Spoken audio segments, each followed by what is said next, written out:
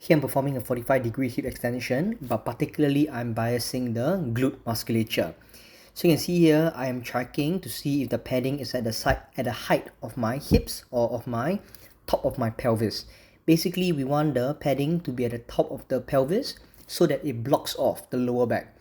Remember, we are trying to bias the glutes here, and so the point is to make sure that the glutes are the primary mover in this exercise. Because at the end of the day, your glutes are also a strong extensor of the hip, and we want to be working on the glutes and not the lower back. A thing you'll notice is that my range of motion when doing this is not huge, and we want that to happen because when you're doing the glutes range of motion for the back is not massive. It's going to be very minute. But more importantly though, a wrong way of doing this is to see when someone has the spine or back flexed and extended while doing it. We do not want that to happen. Over here you can see that I'm maintaining a relatively neutral spine. I am keeping my spine in the same position or stacked throughout. It is not moving into flexion and not overextending at all. This way I know that I am not using my back muscles or my erectors. I'm only using my glutes during the exercise. Now, if you find it difficult to feel your glutes activating or being the primary muscle during this exercise, there are a few things that could be the issue. One of them is that your padding of the height is not appropriate. It could be too low, resulting in you engaging and recruiting the erectors or lower back muscles to help you move as well.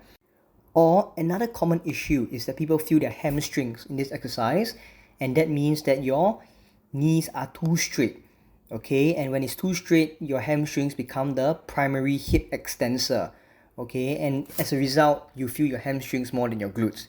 Therefore, a way to combat this is by keeping your knees bent, bending your knees, and then doing the exact same movement of pushing your pelvis into the padding to move your body up.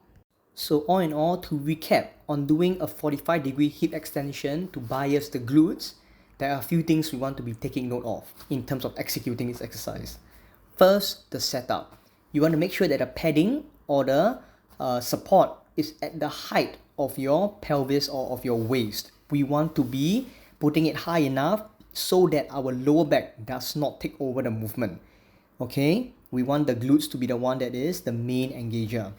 Number two, we want to make sure that we are keeping our spine neutral, meaning we do not want flexion and extension. We do not want our spine to be moving. You want to keep it neutral and rigid throughout the entire movement. Our main mover is always going to be the glutes. Number three, if you feel your hamstrings taking over, attempt or try modifying the exercise by bending your knees slightly or more so that we take the hamstrings out of the equation. Often I find out that people who are overusing their hamstrings get it better or get a better engagement with the glutes when they flex or bend their knees. The reason being, when you keep your knees straight, your hamstrings become quite a big component in terms of hip extension as well. And so when we bend the knees, we take hamstrings out of the equation and the focus becomes the glutes.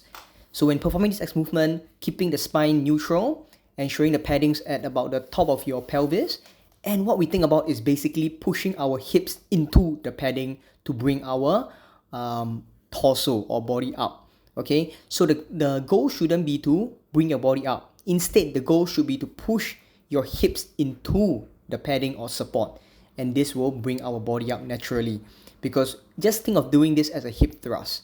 When you're doing a hip thrust, you are not bringing your body up. Instead, you're pushing your pelvis towards the ceiling, right? When you're doing a hip thrust. And in this case here, I want you to think of pushing your pelvis or waist into the padding, and this will naturally bring your body upwards. Once again, the range of movement when doing a glute bias hip extension is not a lot.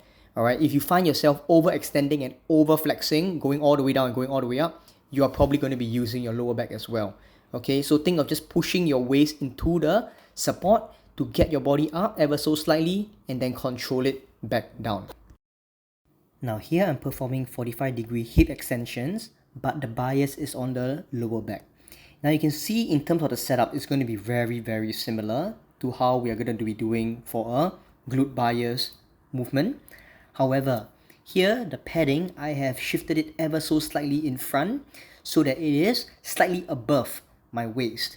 Alright, and now I do not want to be just below or at the top of my waist. I want it to be slightly above my waist because now the emphasis is going to be on back extension. I want to actively extend my back at the top. Okay, and so the emphasis has changed from it being a hip dominant movement to becoming a back dominant movement.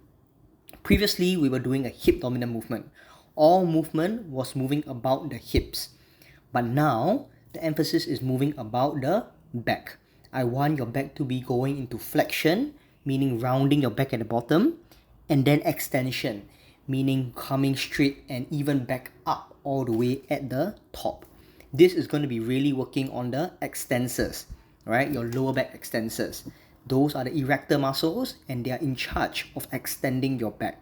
And therefore, you can see here, number one, I have placed the padding slightly higher than before, so it is slightly above the top of my waist. This allows me to block off my hips and prevent my glutes from taking over. But more importantly, the cue isn't to push my hips into the padding. That is no longer the cue. The cue is just to use the padding as a support, but more importantly, to allow my body to round over the support and padding. So the padding isn't so much a support anymore. The padding is more as a reference point for my body to round over.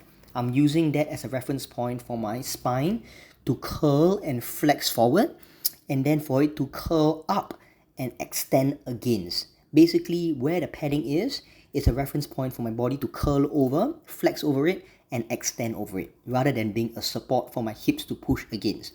So the main key difference here for a 45-degree hip extension, biasing my erectors or lower back muscles, is that I'm purposefully letting my spine go into flexion at the bottom, as you can see here, and extension at the top.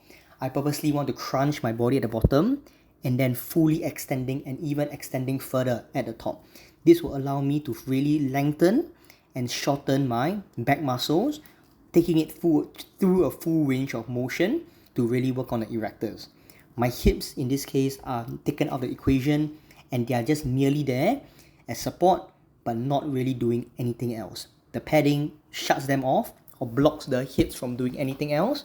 The padding in fact is just a reference point for my body to curl over and extend over against.